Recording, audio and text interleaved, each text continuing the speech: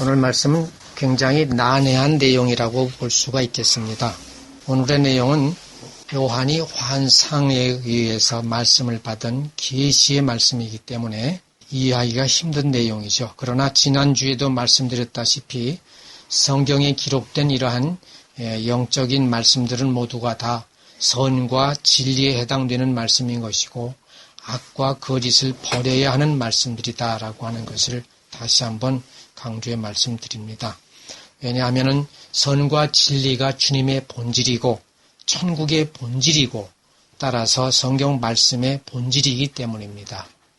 그러므로 사람들을 천국으로 인도해야 하는 교회도 또한 선과 진리를 목표로 나아가야 하는 것이고 또 교인들도 그렇게 되도록 양육돼야 하는 것입니다. 따라서 아무리 영적인 말씀과 난해한 말씀이 있다 하더라도 그 모든 것의 중심이고 핵심인 것은 이 본질을 떠날 수가 없다는 말씀입니다. 그러나 문제가 되는 것은 주님의 본질과 교회의 본질을 무너뜨리는 거짓된 교리가 등장하면서 그 본질을 훼손하고 있기 때문에 이것을 그대로 가만히 놔둘 수가 없어서 이 말씀을 드리고자 하는 것입니다. 그리고 또한 영적인 말씀을 그대로 문자적으로 받아들여서 잘못 오해를 낳게 하고 말씀의 본질을 흩어버리는 일이 있기 때문에 더더욱 이 말씀을 드리지 않을 수가 없는 것입니다. 그래서 이번에는 짐승과 용에 대한 영적 의미를 살펴볼 것이고 다음 주에는 666이라고 하는 숫자가 무엇을 상징하고 있는지에 대해서도 살펴보고자 합니다. 그래서 될 수 있으면 메모를 잘 해두셨다가 나중에라도 다시 그 뜻을 살펴보시면 매우 좋을 것으로 여겨집니다. 그래서 말씀 하나하나가 여러 가지의 의미를 담고 있기 때문에 그렇습니다. 그런 의미에서 이 시간은 매우 중요하다고 보겠습니다. 그래서 오늘의 말씀에 의해서 짐승과 용을 완전히 우리들로부터 갈라 놓아야 될 것이고 그것들을 완전히 지옥으로 보내버리는 일을 해야 되기 때문에 따라서 우리들은 마음을 열고 주님께서 주시는 지혜의 빛을 받아들이는 귀중한 예배 시간이 되기를 바랍니다. 우선 요한이 쓴 계시록의 말씀은 계시록 1장 3절에서와 같이 이 예언의 말씀을 읽는 자와 듣는 자 그리고 그 가운데 기록한 것을 지키는 자는 복이 있다라고 이렇게 말씀하고 있습니다. 여기서 우리가 주목해야 될 것은 말씀을 기록한 것을 지키는 자라고 하는 것입니다. 그리고 또 지키는 자가 복이 있다라고 하는 것이죠. 그렇다면 이 복이라고 하는 것은 지키는 복인 것이지 돈과 물질을 많이 얻는 명예를 얻는 그러한 복이 아니라는 것입니다. 그러므로 영혼이 깨끗이 바르게 서서 짐승들에게 휘둘리지 않는다는 것 자체가 복인 것이고 따라서 주님의 나라에 곧장 들어가게 되는 것이 바로 복이라는 것입니다. 그리고 또 뒤편에 가면 때가 가까움이라고 했습니다. 그러나 때가 가까웠다라고 하는 것은 그 당시에 때가 가까웠다는 뜻이지 지금은 이미 때가 되었다는 것을 의미한다는 말씀입니다. 따라서 2000년 전에는 때가 가까웠지만 지금은 이미 때가 시작되었다고 하는 것이고 또 그때나 지금이나 똑같이 다 같이 마지막 때다라고 하는 것입니다. 그러면 본문에서 말씀드리고자 하는 짐승이 무엇인지 살펴보기 전에 우리가 또 먼저 이해를 해두어야 될 것이 있는데 그것은 창세기 41장에서 바로 왕이 꾼 꿈에 대한 해몽이라고 볼 수가 있습니다. 이때 요셉이 바로 왕에게 가서 바로 왕이 꾼 꿈을 해석하게 되지요. 이때 바로 왕은 무슨 꿈을 꾸었습니까? 다 아시다시피 아름답고 살진 7마리의 암소가 나일 강가에서 올라와서 갈밭에서 뜯어먹고 있는데 그 다음에 그 뒤로 아주 흉하고 파리한 다른 7마리의 암소가 또 올라와서 먼저 있었던 그 아름답고 살찐 암소를 잡아먹은 꿈이었습니다. 이것이 첫 번째 꾼 꿈이었죠. 그런데 소가 소를 어떻게 잡아먹을 수 있습니까? 이게 말도 안 되는 이야기지요. 따라서 이 해괴망측한 꿈을 꾼 이 바로 왕은 그 당시에 학자라고 할 수 있는 사람들, 마술사다, 요술사다라고 일컫는 사람들 또는 그 바로를 모시고 있었던 신하들에게 물어봤겠죠. 그러나 모두가 다 그 뜻이 무엇인지를 다 해석해 주지를 못했습니다. 그러므로 결국은 요셉을 부르게 되는데 그런데 거기에서 요셉이 그 꿈을 해몽하게 됩니다. 그래서 그 해몽하는 내용을 보면 그것은 하나님이 그가 하실 일을 바로에게 보이신 것이다 라고 먼저 이야기를 합니다. 하나님의 일을 당신에게 꿈을 꾸게 해서 보이신 것이니 하나님의 뜻이다라고 하는 것이죠. 그러면서 7 좋은 암소는 7 풍년이 있을 것이고 그리고 또 뒤에 있는 파리하고 흉한 7소가 나온 그것은 7년 동안 흉년이 있을 것이라는 그러한 내용이었습니다. 그러므로 이러한 꿈을 꾸게 하신 것은 하나님의 뜻이니 당신은 그 나중에 7년 동안 흉년이 오는 것에 대비를 해야 될 것이다 라고 하면서 해몽을 해줍니다. 자, 이때 암소는 풍년과 흉년을 모두 다 뜻한다고 볼 수가 있겠지요. 살진 암소든 파리하고 메말른 암소든 풍년과 흉년을 뜻하는 것이다 라고 이렇게 설명하고 있는 것입니다. 그렇다면 우리가 본문에서 다루고자 하는 그 짐승도 마찬가지입니다. 그 짐승을 짐승 자체로 우리가 보지 말고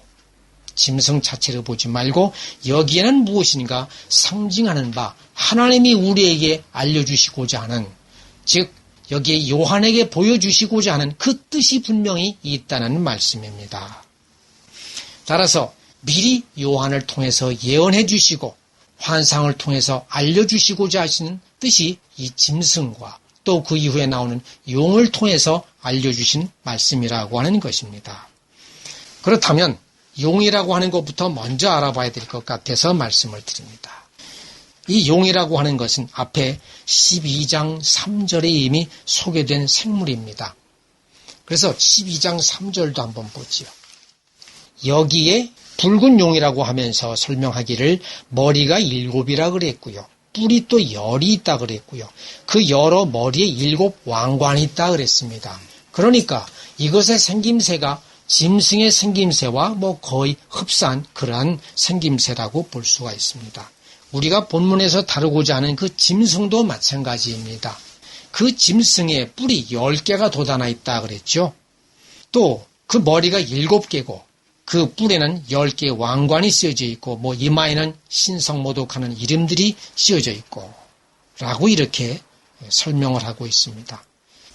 그렇다면 용이라고 하는 것은 무엇입니까? 용이라고 하는 것은 삼위일체이신 그런 하나님을 부르면서도 성자 예수님과 성부 하나님을 별도의 인격과 신성을 가지신 분으로 이해하고 있다는 것과 그리고 또 행위가 없는 믿음만으로 구원을 얻는다고 하는 거짓 교리의 세력을 뜻합니다. 그렇다면 어째서 성자 예수님과 성부 하나님을 별도의 인격과 신성을 가지신 분으로 그렇게 이해하고 있느냐 하는 것을 말씀드리면 우리가 흔히 알고 있는 요즘에 성령 시대다 무슨 은혜 시대다라고 하면서 흔히들 많이 말들을 합니다. 그러나 사실은 성령은 옛날부터도 계셨습니다.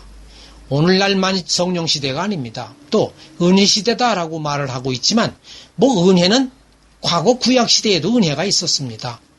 은혜가 없는 게 어디 있습니까? 이 인간, 이 죄인들에게 하나님은 은혜를 구약 시대부터도 계속 베풀어 주셨고 성령도 함께 하셨습니다. 왜? 삼위일체이신 하나님은 언제나 한 분이셨기 때문입니다. 또한 한 분으로 역사하셨기 때문입니다. 그렇기 때문에 이 신약시대에 예수님이 말씀하신 하나님 사랑과 이웃 사랑에 관한 말씀은 인정하고 받아들입니다. 그러면서도 구약시대에 모세를 통해서 내려주신 십계명은 인정하지 않으려고 합니다. 십계명은 지킬 필요가 없다고 합니다. 이게 모순이지 않습니까?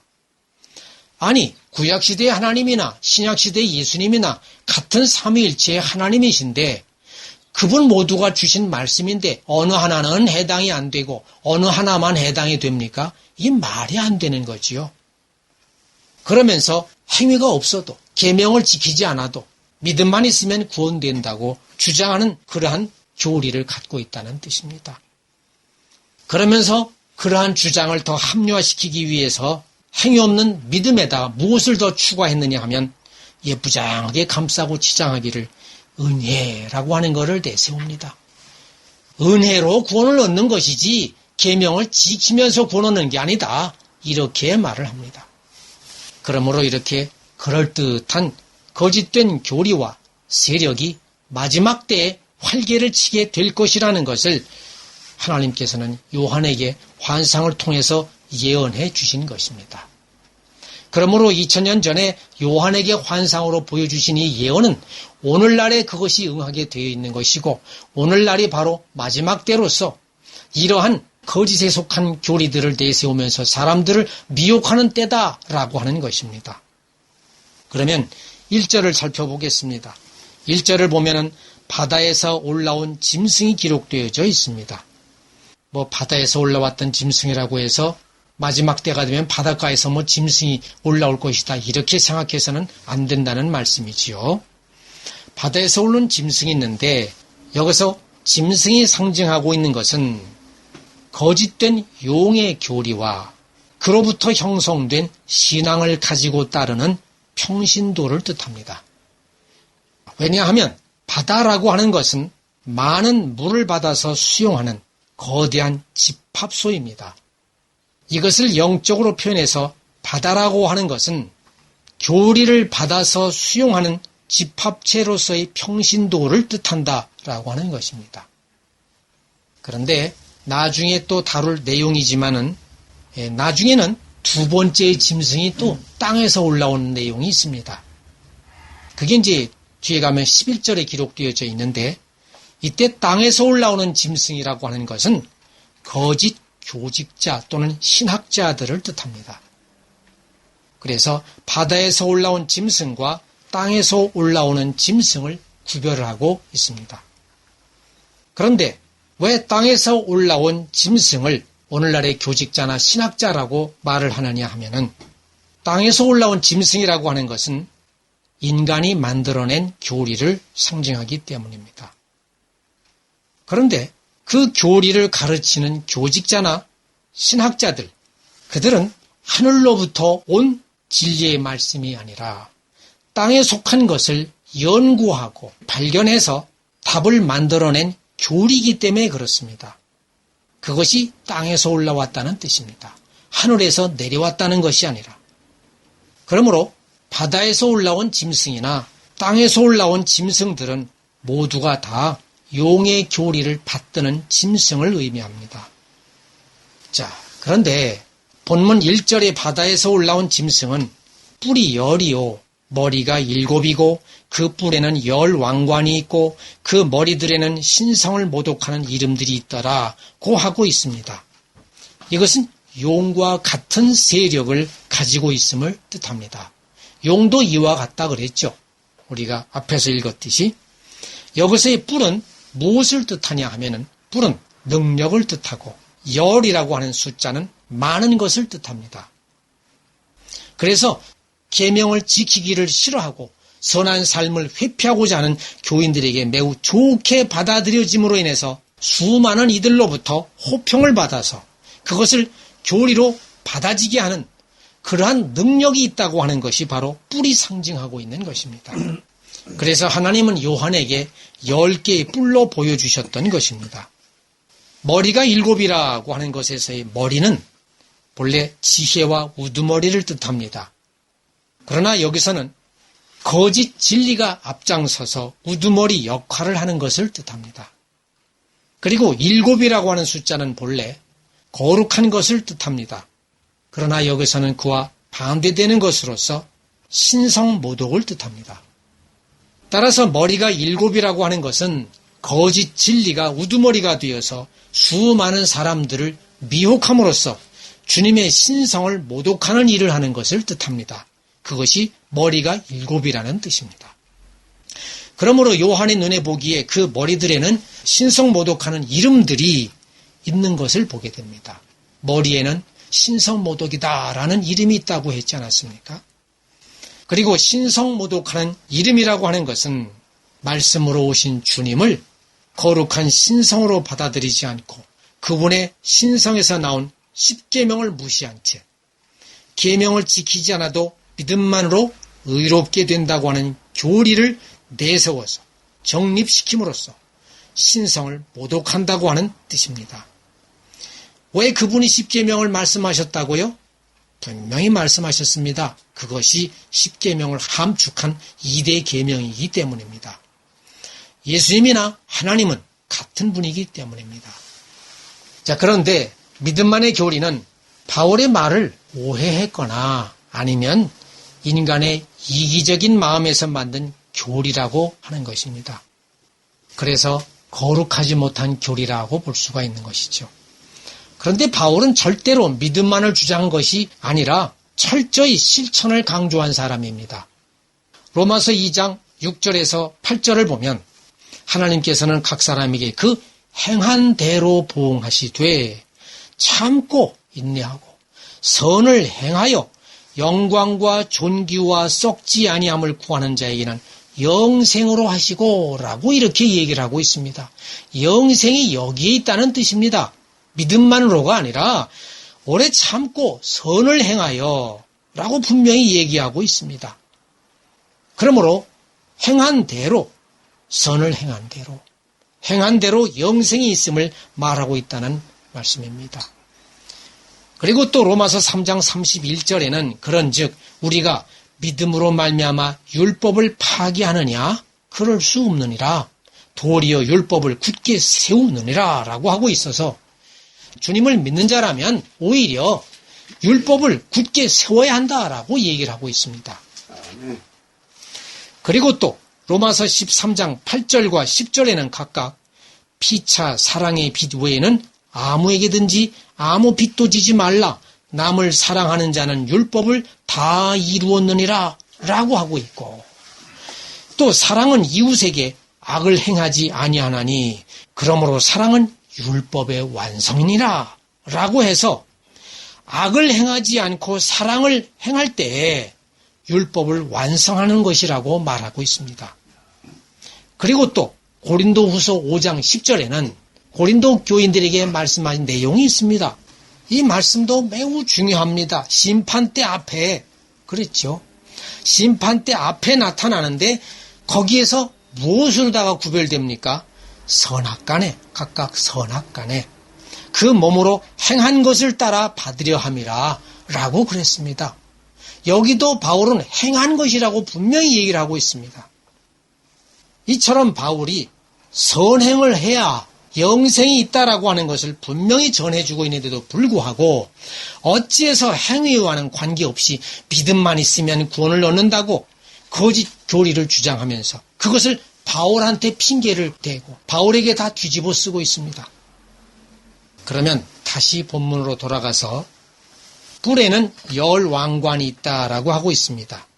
이것은 선행이 없어도 믿음만으로 의롭게 된다는 교리가 가지고 있는 그 설득력, 힘, 그 설득력이 계명을 지키기를 싫어하고 선한 삶을 회피하고자 하는 교인들에게 매우 좋게 받아들여짐으로 인해서 수많은 교인들이 최고의 교리로 인정하고 추앙하고 있는 것을 뜻합니다. 이것이 왕관이 있다는 뜻입니다. 수많은 사람들에게 최고의 교리로서 인정받고 있고 추앙받고 있다라고 하는 뜻이 바로 왕관이 그에게 쓰여져 있다라고 하는 것입니다. 그래서 그것을 교회의 신조로 받아들여서 온통 교회마다 교인들마다 그 엉터리 교리를 왕처럼 모시고 있다라고 하는 것을 뜻하는 것이 그 뿔에는 10왕관이 있다라고 하는 뜻입니다. 그래서 열이라고 하는 것은 수많은 교회를 뜻하는 것이고 또한 수많은 교인도 또한 뜻하는 것이고 왕관이라고 하는 것은 최고의 교리로 추앙되고 받아들여진다고 하는 것을 뜻합니다. 자, 그 다음 2절에는 내가 본 짐승은 표범과 비슷하고 그 발은 곰의 발 같고 그 입은 사자의 입 같다라고 해서 짐승에 대한 형상을 세 가지로 설명하고 있습니다. 그런 형상을 가진 짐승이 용으로부터 능력과 보좌와 큰 권세를 받게 되었다고 하고 있습니다. 그렇다면 이 세 가지 형상 중에서 우선 표범이 상징하는 것을 살펴보겠습니다. 표범은 자연적으로 볼 때에도 몸에 점박이가 전부 들어있습니다. 그래서 자신을 위장하고 있는 짐승입니다.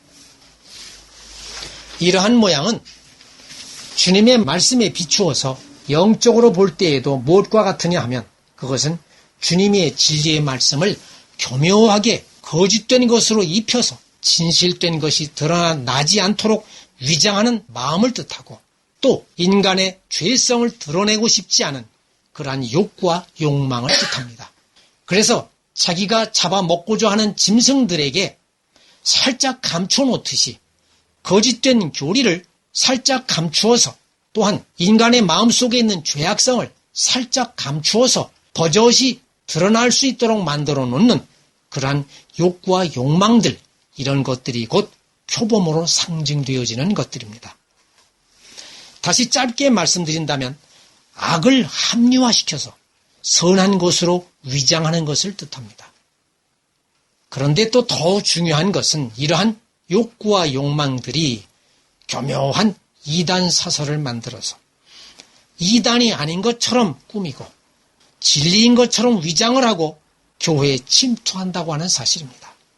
그래서 교인들에게 파고들고 영혼을 죽게 만든다고 하는 것입니다. 그 다음으로 상징하는 곰의 발이 있습니다. 발이라고 하는 것은 몸의 지체 중에서 제일 말단에 속한 것이죠.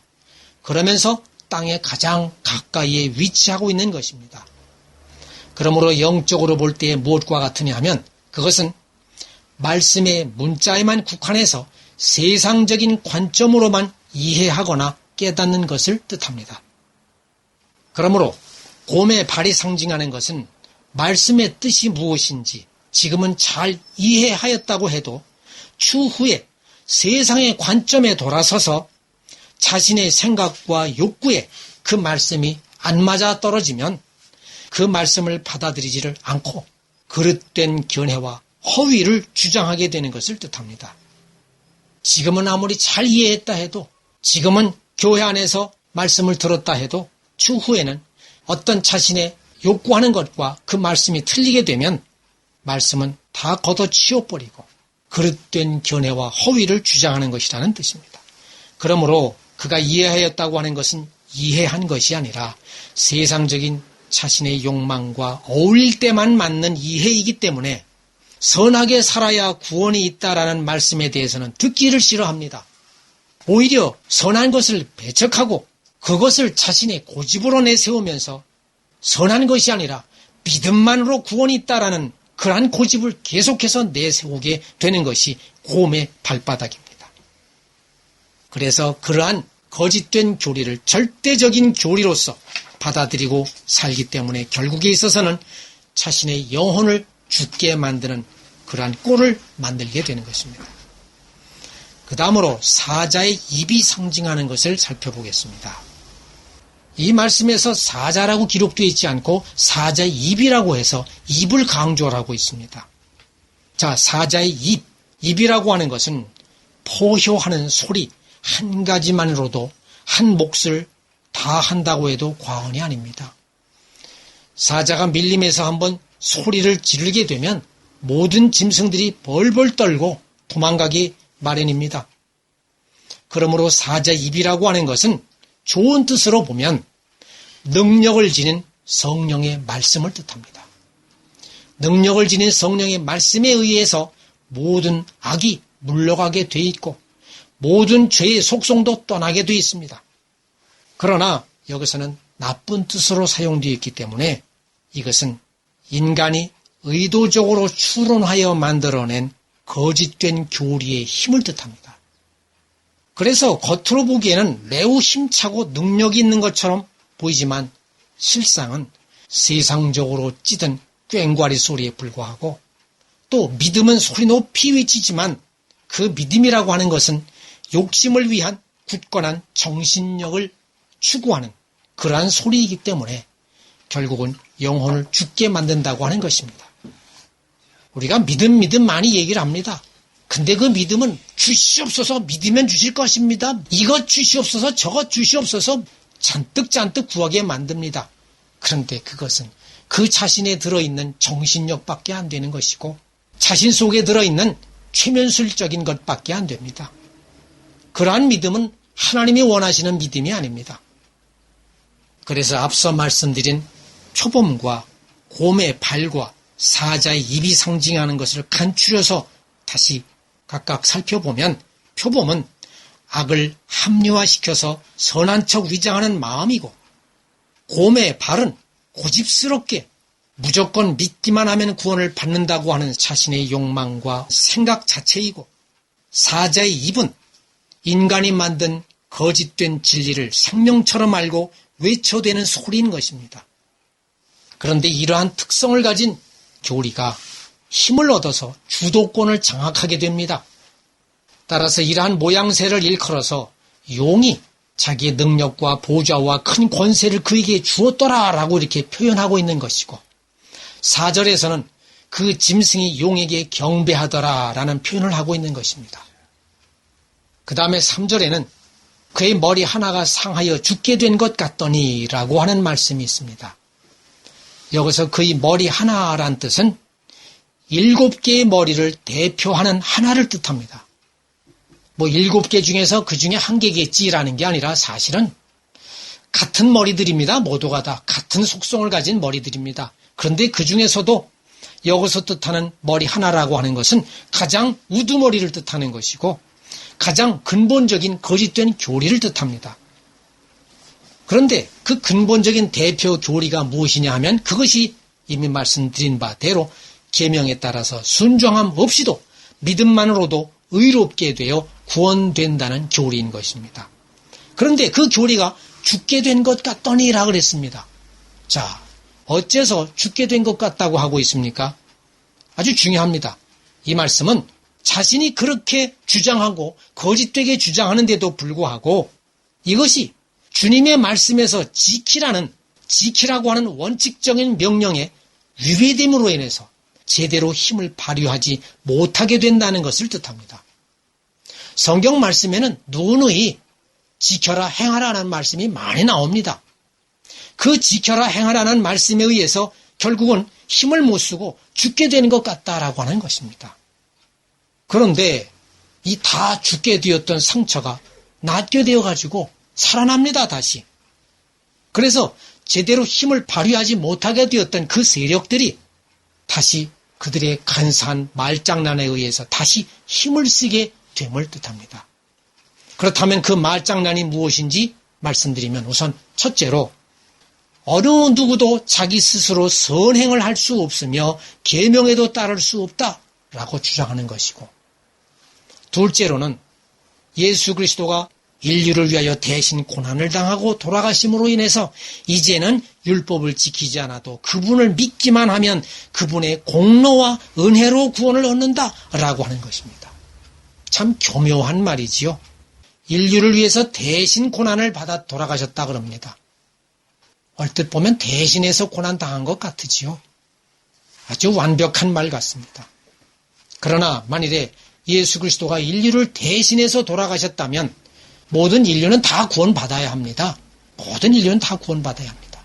그러나 구원받을 수 없는 사람이 있는 것을 이것을 성경은 또한 말씀하고 있습니다. 주여 주여 하는 자마다 내게 올 것이 아니라 분명히 그랬습니다. 그러니까 앞뒤가 안 맞지요. 그런데도 대단한 교리와 같습니다. 이것은. 그렇게 대신해서 나 대신에 돌아가셨으니까 율법을 이제 지키지 않아도 돼. 믿기만 하면 이제는 그분의 공로로, 그분의 피의 공로로, 또 그분의 은혜로 구원을 얻는 것이야.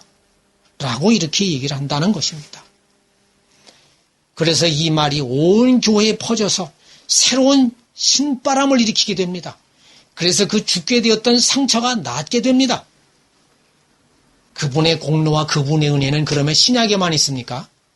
그분이 아니, 예수 그리스도가 돌아가심으로 인해서 공로가 생겼고 돌아가심으로 인해서 은혜가 생겨났습니까? 이미 이전에도 공로는 있었고 은혜가 있었습니다. 뭘 새롭게 무슨 공로와 은혜를 여기서 왜 쳐들고 나옵니까? 이러한 교리를 가만히 분석해보면 참으로 간사하고 교묘한 거짓말이라고 하는 것을 알 수가 있습니다. 그래서 이미 이러한 내용은 제가 몇 차례 말씀드린 바 있습니다마는 처음 듣는 분을 위해서 다시 간단히 이것이 아니다라고 하는 것을 말씀드리면, 첫째로 어느 누구도 자기 스스로 선행을 할 수 없으며 계명에도 따를 수 없다는 것은 이것은 틀린 것입니다. 왜냐하면 사람은 물론 어느 누구나 하나님이 공급하시는 것에 의해서 살아갑니다. 그래서 선을 행할 수 있는 힘도 주시는 것이고 계명을 따를 수 있는 힘도 그분이 다 주심으로 우리는 그것을 행할 수가 있는 것입니다. 그러나 아무리 그렇게 공급해 주신다고 해도 그것을 내 자신이 지키지 않으면 어떻게 됩니까? 아무리 공급은 해 주시고 힘도 주시지만 내 자신이 그걸 싫어하고 안 지키게 되면은 그거는 못하게 되는 겁니다. 이것은 내가 결정해서 내 자유함에 의해서 이 일을 할 수가 있게끔 하나님은 만들어 놓으셨다라고 하는 것입니다. 또 이 말씀 무엇과 같으냐면 하나님은 모두에게 생명을 공급해 주셔서 살게 하셨습니다. 그러나 만일에 내가 살기 싫다고 자살한다면 그건 말리실 수가 없습니다. 내가 자살해 죽어버리면 하나님은 자살해 죽는 순간에 다시 살아나게 만들 수가 없습니다. 내가 결정 권한이 있다는 뜻입니다. 이것은 즉 자유함을 주셨다고 하는 것입니다. 따라서 내가 무엇을 선택하느냐에 따라서 악을 행할 수도 있는 것이고 선을 행할 수도 있게 만들어 주셨다고 하는 것입니다. 그러므로 선택은 우리의 몫이라고 하는 것이죠. 그러므로 우리는 선행을 얼마든지 선택해서 행할 수가 있다라고 하는 것입니다. 왜 우리가 선할 수가 없습니까? 얼마든지 선한 것을 택해서 할 수가 있습니다. 따라서 어느 누구도 자기 스스로 선행을 할 수 없다고 하는 것, 계명을 따를 수도 없다고 하는 것은 틀린 내용인 것입니다.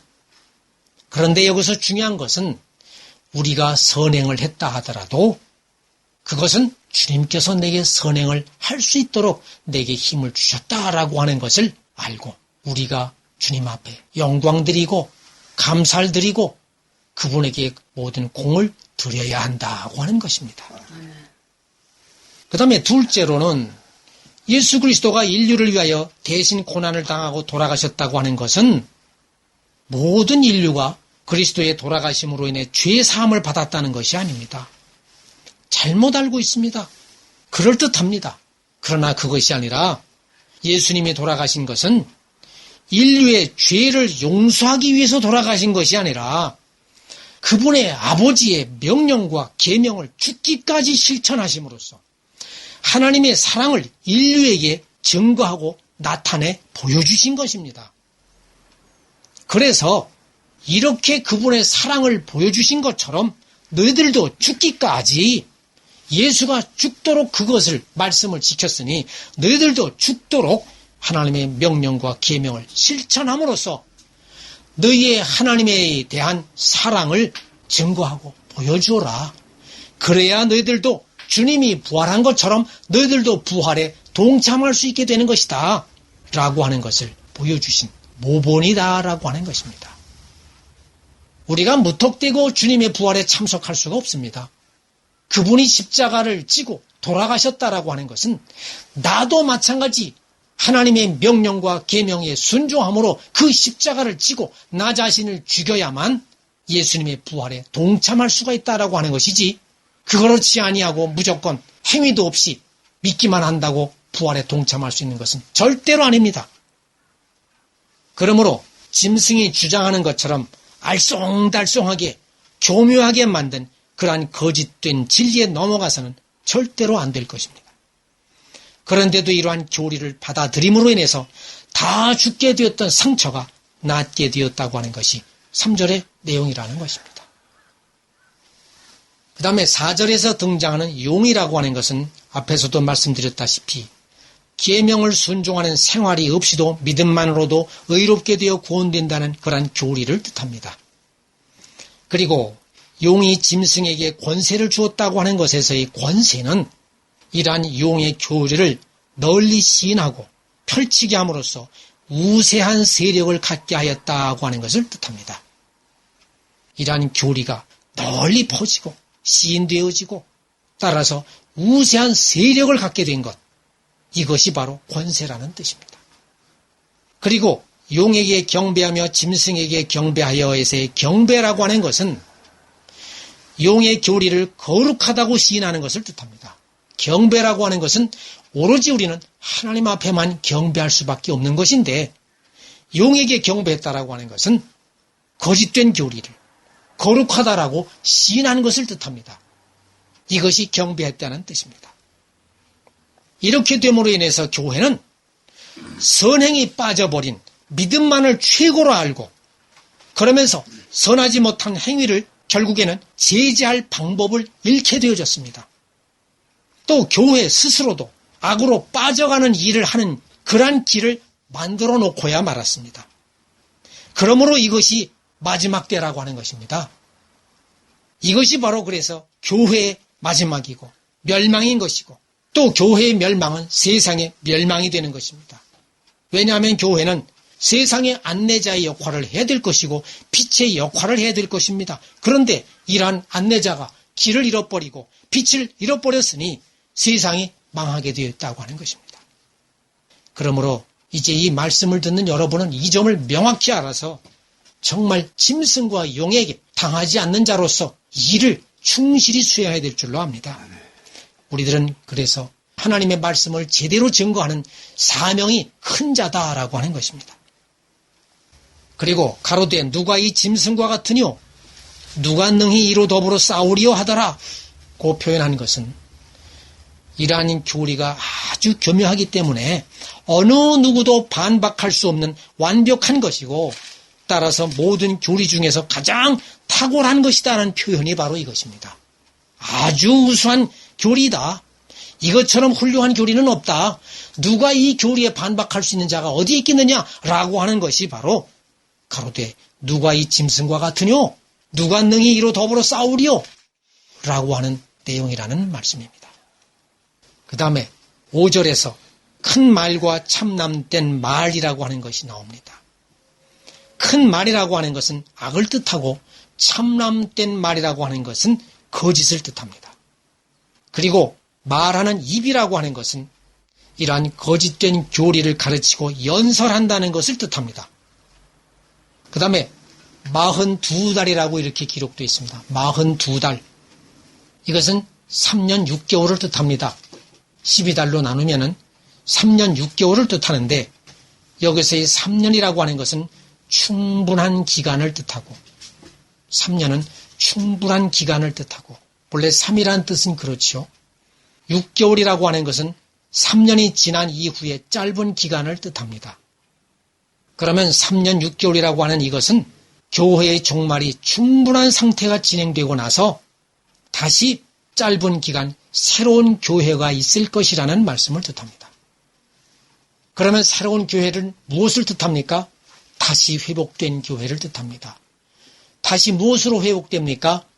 주님의 명령과 계명대로 살아가는 선한 삶을 통한 믿음이 구원을 얻을 수 있다라고 하는 그러한 교리, 그러한 말씀이 바로 새로운 교회 안에 있게 되는 것을 뜻합니다. 그리고 이 42달이라고 하는 것은 성경에 나오는 3일 반이라는 말도 있고, 한때, 두때, 반때가 지나 이런 뜻도 말씀도 나오고요. 1260일이니 이런 말씀도 나오고, 3년 반이라고 하는 그러한 말씀과 같은 그러한 뜻으로서 교회의 영적 상태를 나타내고 있는 것입니다. 그래서 회복되어지는 것을 뜻하는 것입니다. 그 다음에 6절에서 입을 벌려 회방한다라고 하는 말씀이 있습니다. 그것은 거짓된 가르침과 연설을 통하여 하나님의 선함을 위축시킨다는 것을 뜻합니다. 그것이 입을 벌려 회방한다는 뜻입니다. 그 다음에 장막이라는 말씀이 나오지요. 장막은 주님의 사랑에 의한 선한 교회를 뜻합니다. 그리고 역시 성전이라는 말씀도 나오지요. 성전은 주님의 지혜로 인해 진리 안에 있는 교회를 뜻합니다.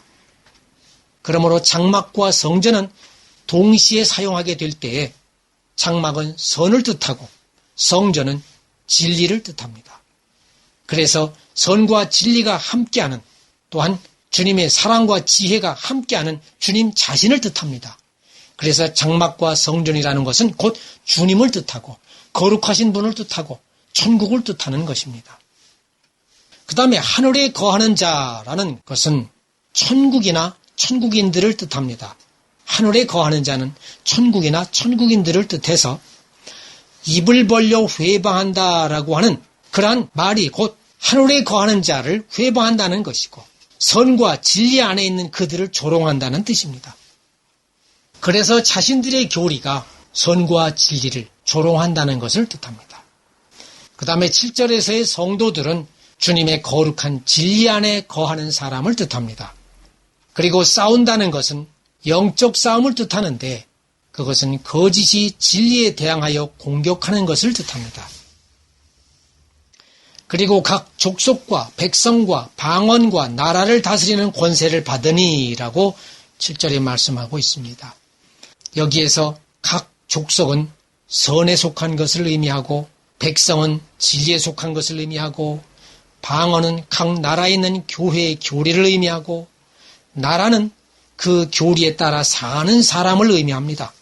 그래서 이러한 각 족속과 백성과 방언과 나라를 다스리는 권세를 받으니 라고 하는 것은 선에 속한 것과 진리에 속한 것과 또 교회의 교리에 속한 것과 그 교리를 따라서 사는 사람에 속한 모든 것들을 다 다스린다는 것이 바로 이러한 거짓된 교리로 인해서 다스린다라고 하는 것을 뜻하는 것이고 그러한 교리들이 모든 이들에게 모든 교회에게 환영을 받고 추앙을 받는다는 뜻입니다.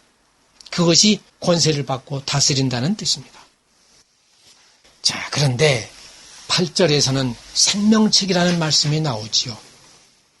여기 8절에 나오는 생명책이란 어떤 별도의 책자를 우리는 흔히 생각을 합니다. 그러나 영적인 뜻으로는 그런 책자를 뜻하는 것이 아니라 우리 자신을 뜻합니다. 그게 왜 우리 자신이냐 하면은 우리가 죽기까지 주님을 닮아간 영적 본질 그리고 영적인 됨됨이 이 자체를 뜻하기 때문입니다. 이것이 곧 생명책입니다. 그래서 내 자신이 생명책에 기록되어 있느냐 안 되느냐라고 하는 것은 내 자신이 주님의 본질을 주님의 사랑과 지혜로 주님의 선과 진리로 내가 얼마만큼 제대로 된 삶을 살았느냐라고 하는 나 자신의 됨됨이와 영적 상태 이것이 곧 나의 생명책이라는 것입니다. 그러므로 주님을 닮아간 나의 영혼 그 자체가 생명책입니다. 그리하여 이 땅에 사는 자들이란 것은 영적 본질이 주님을 닮지 않은 자들로서 짐승이 상징하는 거짓 교리를 거룩하다고 시인하고 따르는 모든 사람을 뜻합니다. 그것이 이 땅에 사는 자들입니다. 그래서 끝으로 9절에서는 누구든지 귀가 있거든 들을지어다 라고 하고 있습니다. 여기서 귀라고 하는 것은 듣는 것만을 뜻하는 것이 아니지요. 순종하는 것을 뜻합니다.